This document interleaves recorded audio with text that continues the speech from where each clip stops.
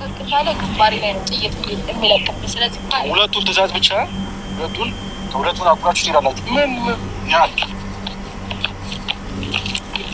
አውጣይ አንቺም ያ አንተ በጣም በቃ ኤፍሬሽ ከመራሱ ራሱ አሁን የመጨረሻው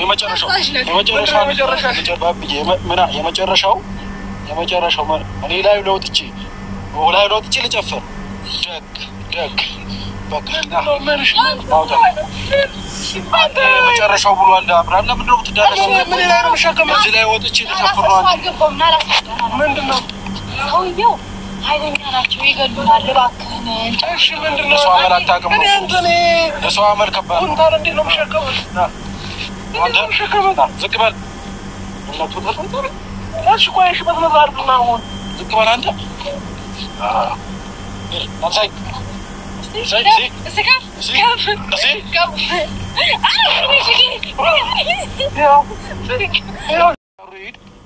እንደ ካንጋሮ በቃ እኔ ከሱ ተዛዞች ወደ ውጭ ብያለሁ አንተ ከሱ ጋር እሱ ተባባሪ ነህ እኔ ቶሎ ታክች መሄድ ነው ፈልገው እሺ ተዛዜ አክሩ ብሏል ቶሎ ቅጣታችን አሁን እንደ ካንጋሮ ብሏል እንደ ካንጋሮ በቃ አሁን ደግሞ ተመለስ እዛው ሆነ ወደዚህ ደግሞ አይደለም አሁን እንደሱ ሄድ ወደዛ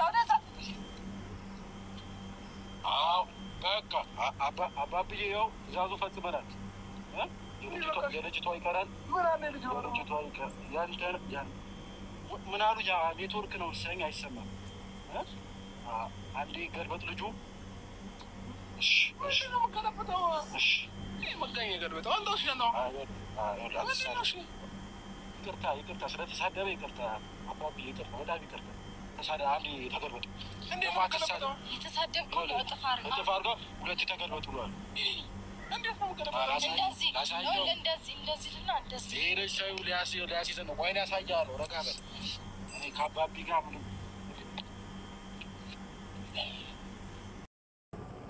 يا أركفوني ردفتو تخبزمتو تاتانا اليوتيوب يسكالت جلت أرقمتني جرجرتو أنزر نقاكي يقلت هاك أرمو روتان دا أبريش وان باين ما زايبو دوغا ربتو في وريني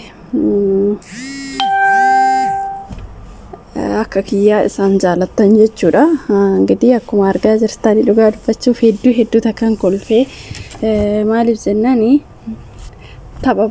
tapha ajaa'ibaati Ferankii sanis ofirratti hin beekne akkuma argaa jirtani hedduu takka dhugaa dubbachuuf hedduu takkan kolfaa ture Abrish dhugaa dubbachuuf baay'ee uwwaanamaati akkuma argaa jirtani waan obboleechi isaa kun quxisuudha kan obboleechi isaa quxisuun kun jedhuun hunda raawwate jechuudha dhugaa baay'ee nu haasasanu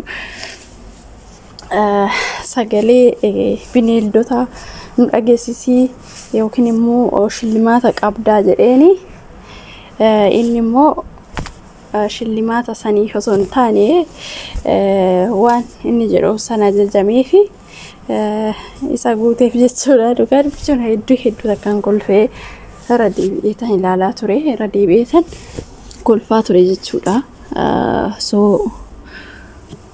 taphni isaanii hedduu namatti tola gin maal seetanii namoonni tokko komentii jalatti kan arrabsitanii hin jiru dhuguma gowwaadha kan jedhan tokko hin jiru dhugaa dubbachuuf komentii sallaalitan kolfaa ture gin quxisuudhaaf yookiin immoo gaafa ajajaman yookiin immoo akka isaa mafakkeenyaaf namni tokko obboleewwan keessan namni baay'ee jaallattan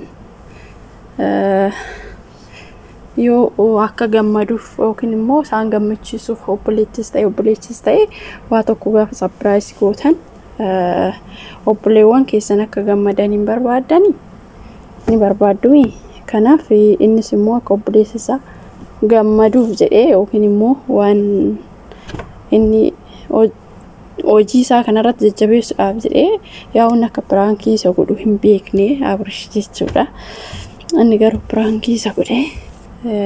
Kanaaf achiin ofirratti hin beekne jechuudha. Inni nama biraatti waan hojjetutti fakkaate waan ajajuma namaa san dhagahuuf pirankicha san pirankii godhe.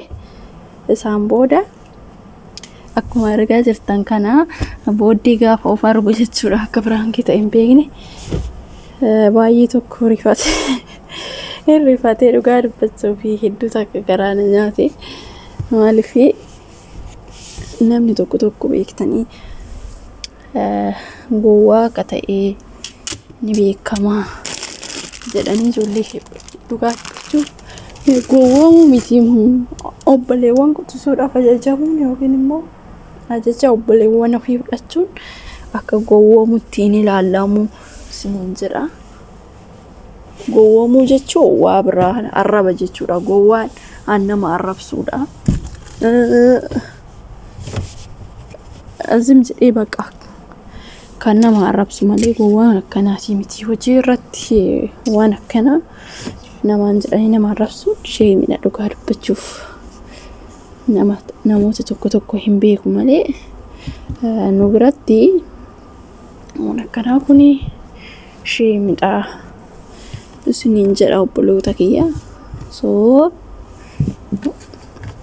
kuni sirrii miti. Kanaafiyyuu